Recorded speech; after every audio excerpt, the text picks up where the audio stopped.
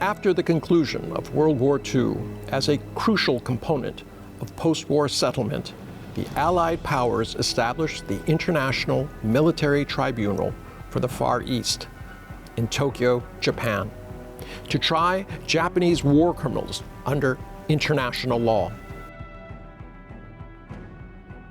The Tokyo trials represented a historic judgment of peace against war, civilization against barbarism, and justice against evil, beating epoch, making significance.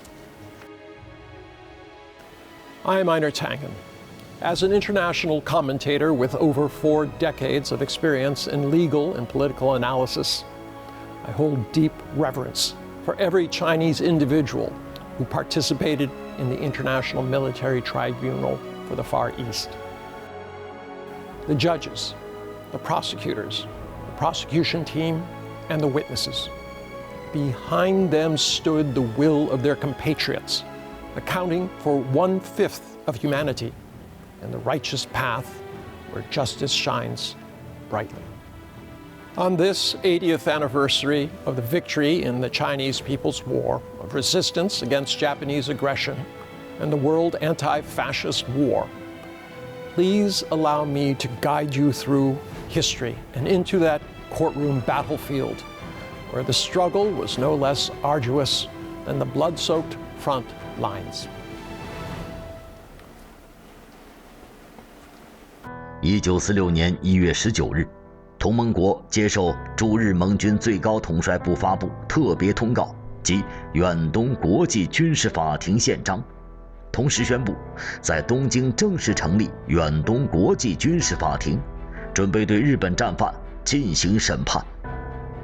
远东国际军事法庭由中国、苏联、美国、英国、法国、荷兰、加拿大、澳大利亚、新西兰、印度、菲律宾11国派法官组成，中国委派的是国民政府立法委员兼外交委员会主席梅汝敖法官。东京审判的检控方是由11国检察官组成的国际检察局，隶属于驻日盟军总部。中国检察官代表是上海特区首席检察官向哲俊。Judge Mei Juao, representing China at the Tokyo trial, was burning with anxiety. He had just moved from room 288 to room 256 in the Imperial Hotel, Tokyo, simply because room 256 was slightly cooler. But for Mei Juao, none of that mattered. All he cared about was when those Japanese war criminals guilty of heinous crimes would be finally brought to justice.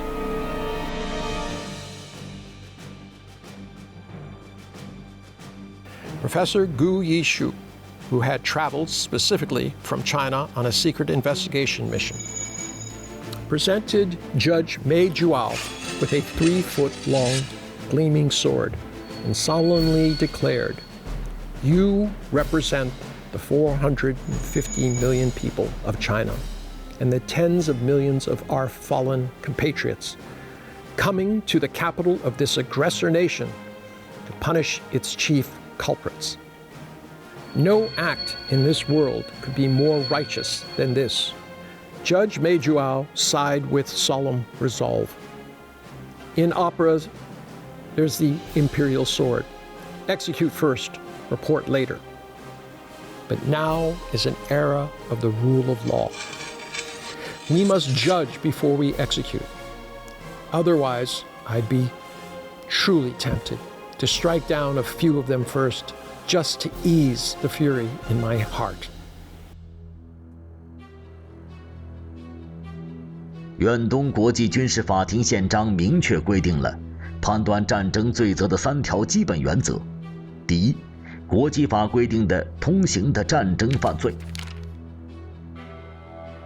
第二，计划准备发动或实施侵略战争，或违反国际条约、协议或诺言之战争，或参与为实现上述战争之一种的共同计划或同谋的反和平罪；第三，在战前、战中针对任何平民的屠杀、灭绝、奴役、强制迁移以及其他的非人道行为的反人道罪，并规定，被告的公职身份或执行命令均不得作为免罪的理由。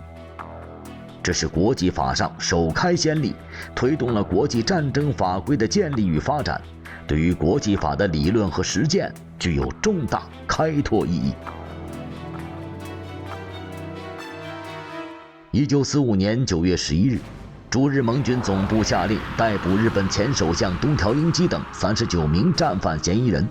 到同年年底，作为甲级战犯嫌疑人被拘留的日本军人、皇族、阁僚、财界人物等已超过100人。另外，还有属于乙级、丙级的战犯嫌疑人约2.5万人在各地被逮捕。1946年4月17日，国际检察局最后确定28人为甲级战犯，作为被告起诉。4月29日，远东国际军事法庭对东条英机等28名甲级战犯正式起诉。法庭设在原日本陆军省，庭长室设在东条英机原来的办公室。5月3日，远东国际军事法庭在军事会议厅召开第一次公开会议，开始正式审理东条英机等战犯的罪行。From May 3rd to 4th, 1946, Chief Prosecutor Joseph Kiernan read out a 42-page indictment. The indictment listed 55 counts of charges. Among the defendants, the fewest charges against any individual were 25, while the most reached 54.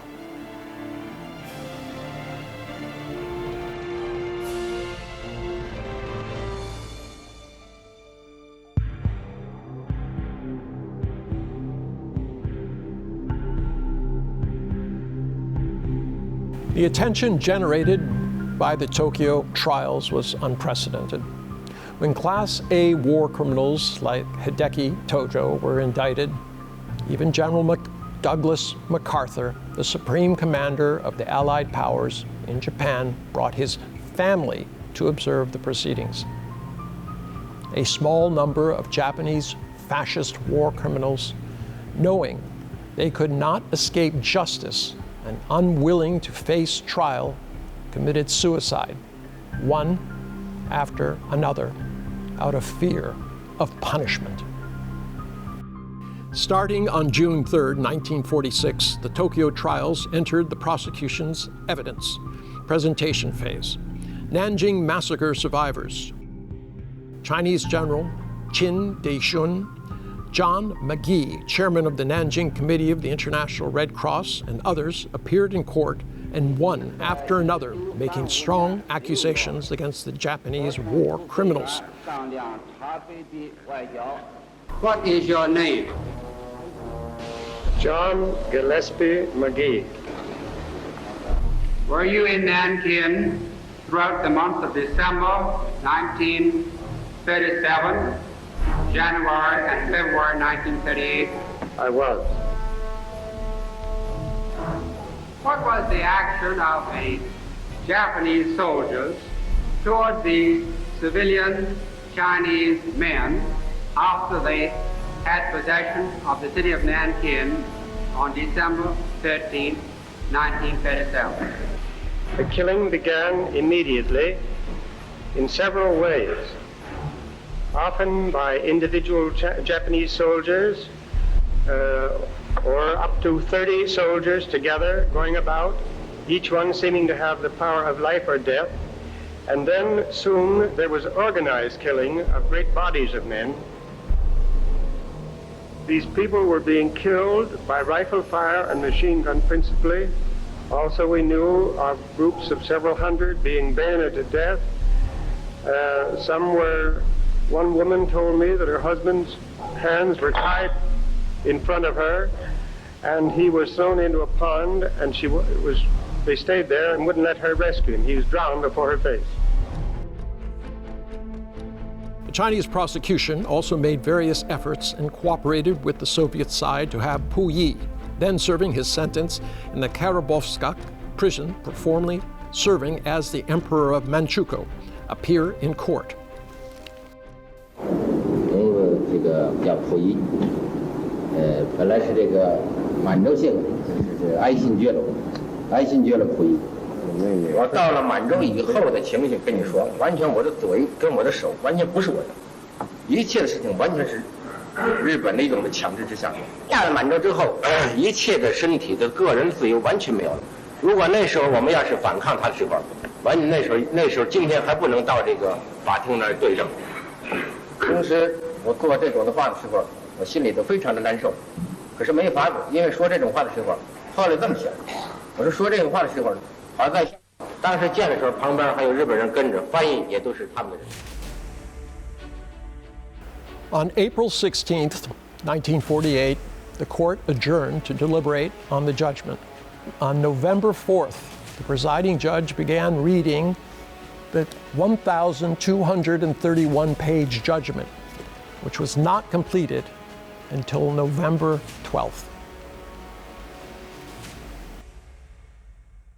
国际检察局开始起诉的是28人，但前日本外交大臣松冈洋右和前日军海军大将永野修身病死。为日本军国主义侵略炮制法西斯理论根据的大川周明因发狂而诊断为精神病而终止受审。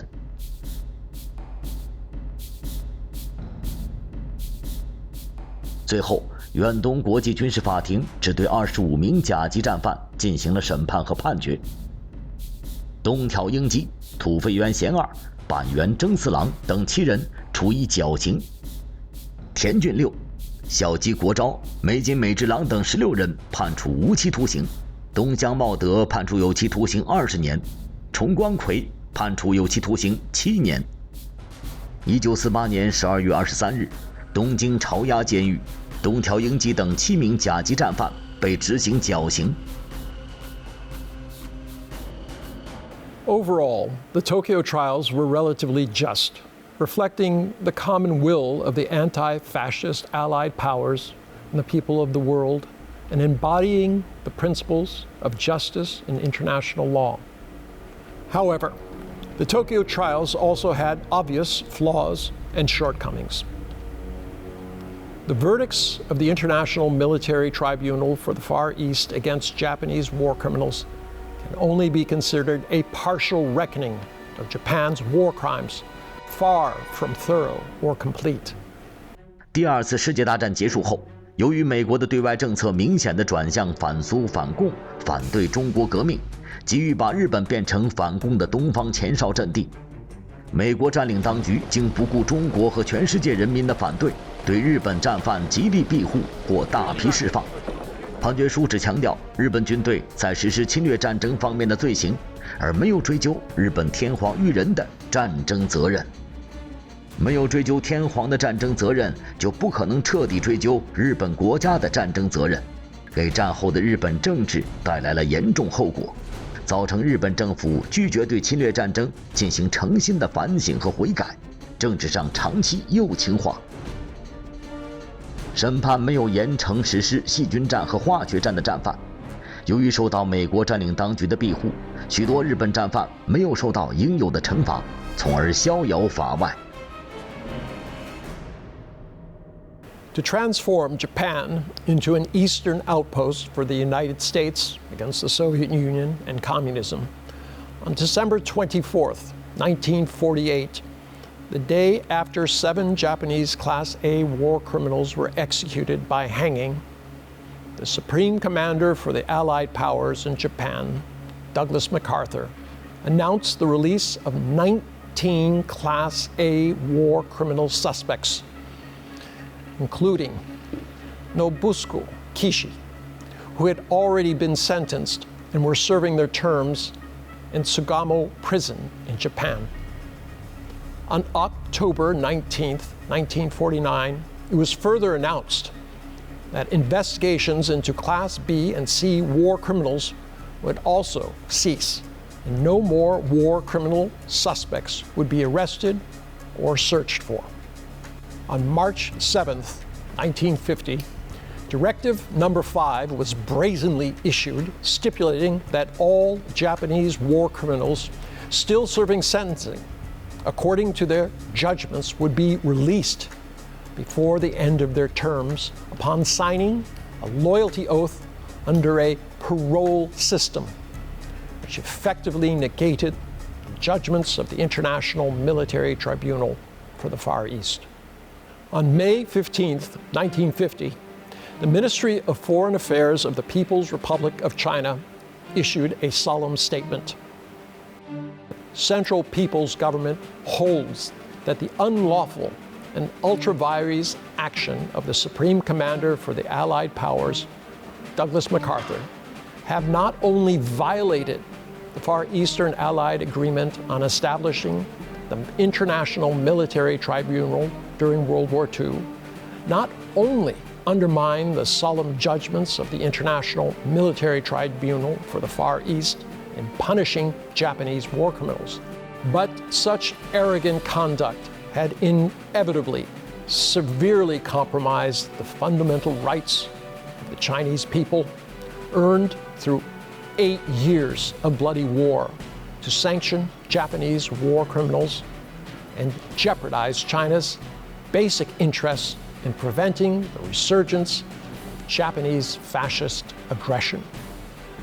Therefore, the Central People's Government of the People's Republic of China absolutely refuses to recognize General MacArthur's unilateral order, arbitrarily mandating the premature release of Japanese war criminals.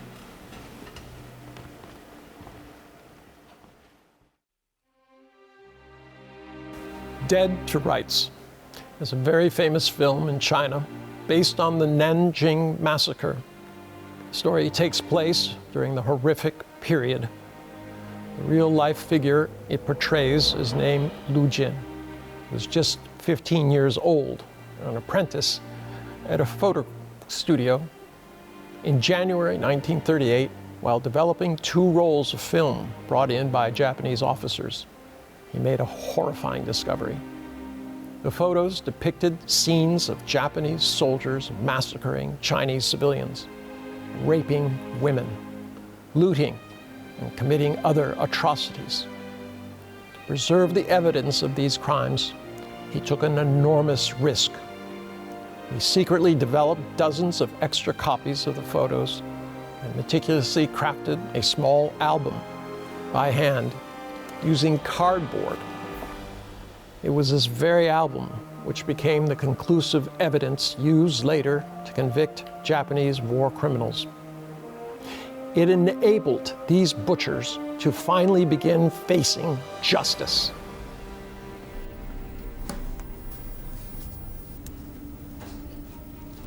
While the International Military Tribunal for the Far East in Tokyo was prosecuting Japanese war criminals, the invaded countries also successfully established military tribunals to try Class B and C Japanese war criminals.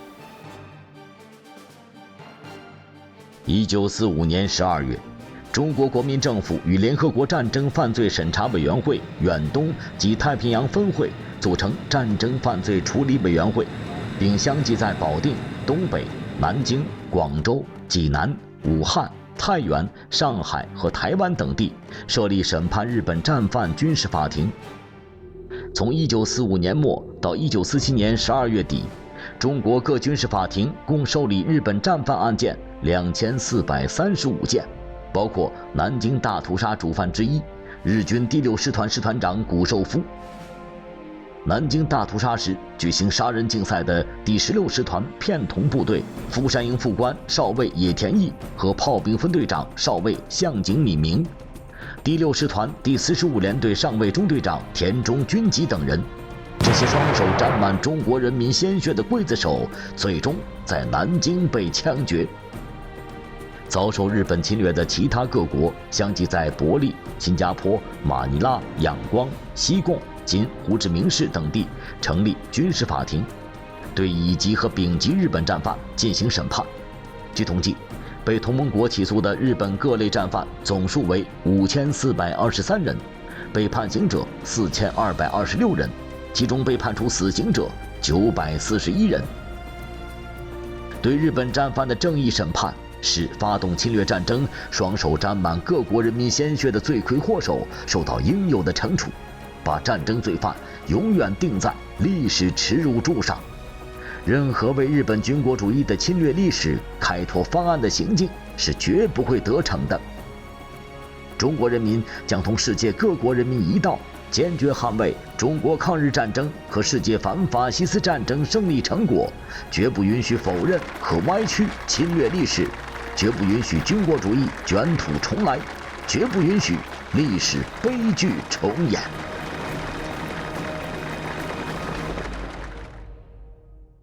上微博参与共同的命运话题互动，倾听真实抗战故事。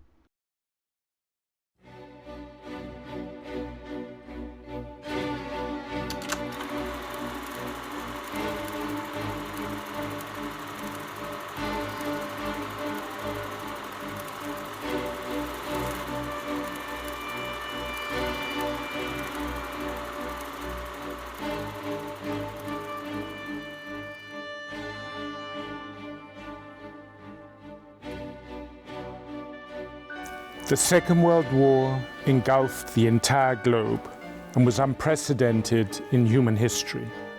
2 billion people were drawn into the conflict, with more than 100 million casualties and economic losses reaching over $5 trillion. The achievements of centuries of civilization were tragically destroyed, and the international order collapsed. And all this unfolded less than 20 years after another world war had already brought immense suffering. Attending school 40 years ago in Europe, I learned much of the Shoah, the Holocaust, of the war in Europe and in North America, as well as in the Pacific. I learned very little, however, about the Japanese invasion of China and its devastating consequences.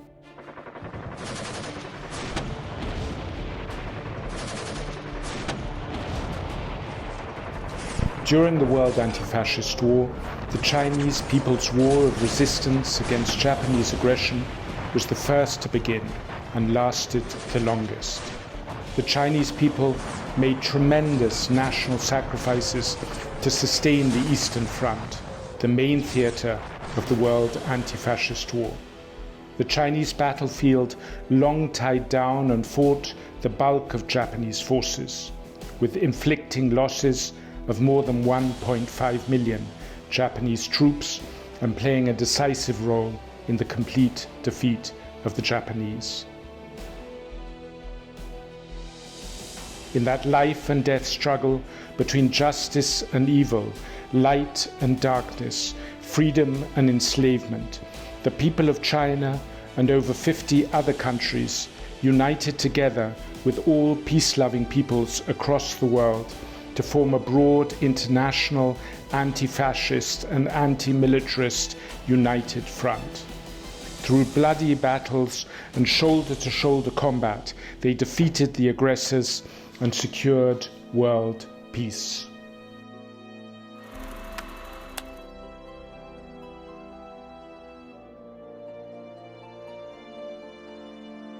Faced with the questions of how to save future generations from the suffering of 2 world wars, the United Nations was born. My name is Fabrizio Hochschild, and I'm a former Under-Secretary General of the United Nations. This year marks the 80th anniversary of the founding of the organization. I worked for the United Nations for almost half of its history. Whenever I think of our fraught and conflictual times and of the principles that underline the organization to which I dedicated my life, a Chinese saying echoes in my mind. Whatever adversity arises, stay true to the original aspiration and keep the mission firmly in mind.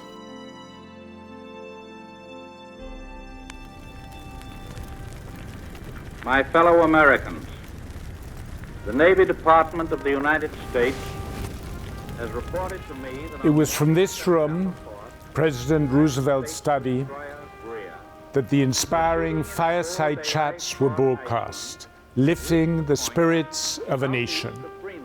And it was also here, at the beginning of 1942, that representatives from 4 nations, China, the Soviet Union, the United States, and the United Kingdom, first signed a historic document.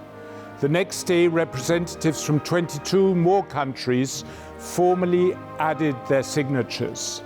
This document called on all signatories to pledge their full military and economic resources in a united effort to defeat the Axis powers and their collaborators.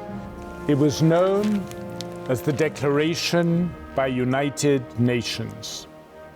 It was with the emergence of the term the United Nations in this international document we saw the formal formation of the World Anti-Fascist Alliance. 1943年10月19日至30日，美国国务卿科德尔赫尔、英国外交大臣安东尼·艾登、苏联人民外交委员维莫洛托夫在莫斯科举行会议，通过4国普遍安全宣言。由于中国人民进行的抗日战争对全世界反法西斯战争做出的重大贡献，中国被邀加入这一宣言。当时中国驻苏联大使傅秉常授权与苏美英3国代表一起在宣言上签字。宣言庄严声明，4国准备根据一切爱好和平国家主权平等的原则，建立一个普遍性的国际组织，以维护国际和平与安全。紧随其后，1943年12月1日，在中美英3国共同签署下，并经苏联同意后发表的开罗宣言指出，3国之宗旨在剥夺日本从1914年第1次世界大战开始后在太平洋所夺得或占领之一切岛屿，再使日本所窃取于中国之领土，例如东北4省、台湾、澎湖群岛等，归还中国；其他日本以武力或贪欲所攫取之领土，以勿将日本驱逐出境。开罗宣言中，联合国一词再次出现。就在开罗宣言发表的同一天，1943年12月1日，苏美英3国领导人在德黑兰会议上再次确认成立联合国这一目标。1944年8月21日至10月7日，中英美苏4国代表在华盛顿附近的敦巴顿橡树园举行会议，共同拟定联合国机构的组织草案。在会后发表的关于建立普遍性的国际组织的提案中，一致同意中国将在未来的联合国安理会中拥有常任理事国的席位。另外，中国代表团还在提案的基础上提出了一系列补充建议，其中有3点被纳入联合国宪章中。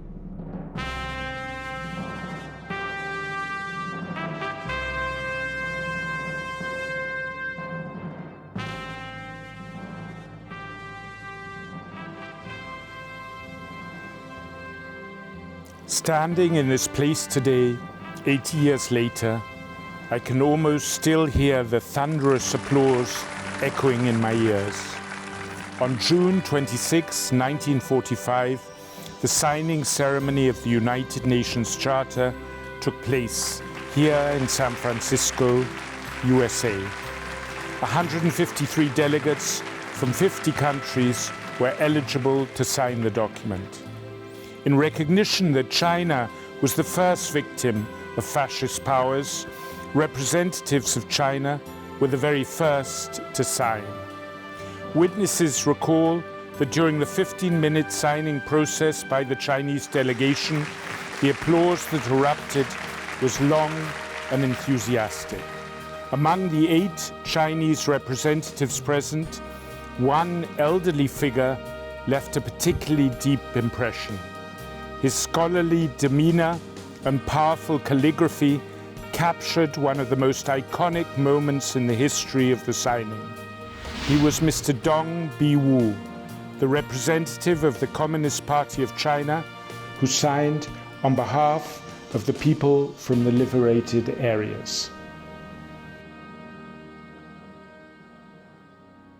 The United Nations Charter is the foundational legal document of the United Nations, which embodies wisdom and dedication of statesmen from around the world, burnished in the suffering of war. As Mr. Mao Zedong said in an interview with Polish journalist Israel Epstein in 1944, there's a need for democracy among nations. The United Nations must be built on the foundation of democracy. On October 24, 1945, after being ratified by the 5 permanent members of the Security Council, China, France, Russia, the United Kingdom and the United States, and the majority of the then existing states, the United Nations Charter officially came into force, marking the official establishment of the United Nations.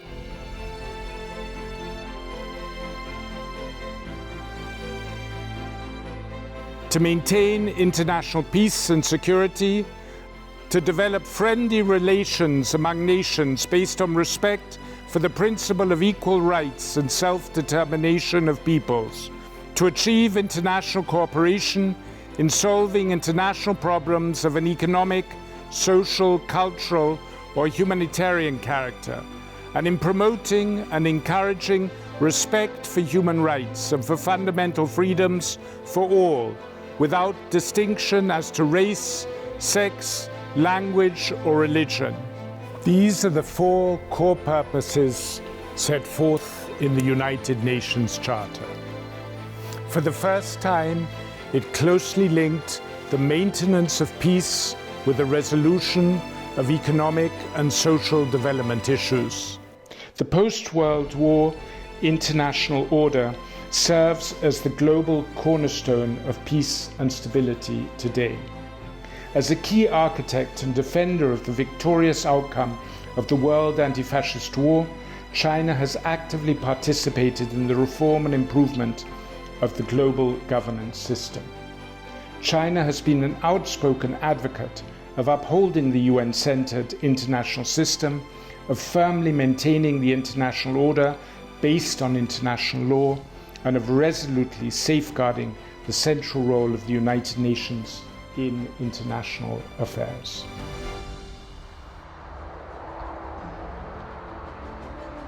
In the past 80 years, the United Nations has grown into a family of 193 member states. Nor has the role of China, which has consistently made important contributions to safeguarding world peace, advancing global development, and upholding multilateralism. China has played a major role in its contribution to the development of international law. China has signed more than 600 international conventions and joined almost all major intergovernmental international organizations. China has made generous contributions to development, both through the UN and through South-South cooperation. President Xi has promoted the Global Development Initiative to support sustainable development and poverty alleviation as a pathway to achieve the United Nations 2030 agenda. China has built a prosperous society, lifting close to 800 million people out of absolute poverty, and it has achieved the poverty eradication goal of the UN 2030 Agenda for Sustainable Development 10 years ahead of schedule, contributing more than 70% to global poverty reduction efforts. China has honored its obligations under the United Nations Framework Convention on Climate Change and announced a timetable and roadmap for achieving carbon neutrality. It has contributed, like no other nation on Earth, to the development of green energy technology. China provides more troops, police officers, and military observers to UN peacekeeping missions than any other permanent member of the United Nations Security Council. China has repeatedly emphasized cooperation as the principle by which to resolve global conflict. President Xi Jinping's vision of building a community with a shared future for humanity has been included in multiple UN resolutions. As UN Secretary General Antonio Guterres emphasized, China has become an important pillar of multilateralism, and the purpose of our commitment to multilateralism is precisely to build a community with a shared future for humanity. But truth be told, the world we live in today is far from peaceful. In 2025, the number of armed conflicts around the globe has reached its highest level since 1946. For the first time since the end of World War II, more than 200 million people have been forcibly displaced due to climate change, geopolitical tensions, war, and famine. In this once-in-a-century transformation, humanity has never faced so many challenges at once. And yet the only way forward is through cooperation and upholding the principles which lie at the foundation of the United Nations. In my view, it is precisely this reality that makes the vision of building a community with a shared future for humanity even more valuable. It resonates deeply with the original aspiration and vision of the United Nations. It offers hope to our world. Now, please allow me to play for you the United Nations on the March, composed exactly 80 years ago, the day before the establishment of the United Nations General Assembly.